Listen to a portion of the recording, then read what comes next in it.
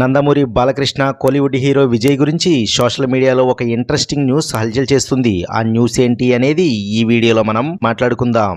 బాలయ్య వరుస సినిమాలు చేసుకుంటూ హిట్ల మీద హిట్లు కొడుతూ దూసుకుపోతున్నారు. మరోపక్క విజయ్ కూడా హిట్ సినిమాలతో దూసుకుపోతున్నారు. వీరిద్దరూ దసరా బరిలో భగవంత్ కేసరి, లియో సినిమాలతో మంచి విజయాలను అందుకుని ఫ్యాన్స్ కి కిక్కిచ్చారు. అయితే ప్రస్తుతం ఎవరి సినిమాలలో వాళ్ళు బిజీగా ఉన్నారు. అయితే సోషల్ మీడియాలో విజయ్ చివరి సినిమా బాలయ్య హిట్ సినిమా అంటూ వార్తలు హల్చల్ చేస్తున్నాయి. వివరాల్లోకి వెళ్తే విజయ్ నిన్ననే ఒక షాకింగ్ అనౌన్స్మెంట్ చేశారు.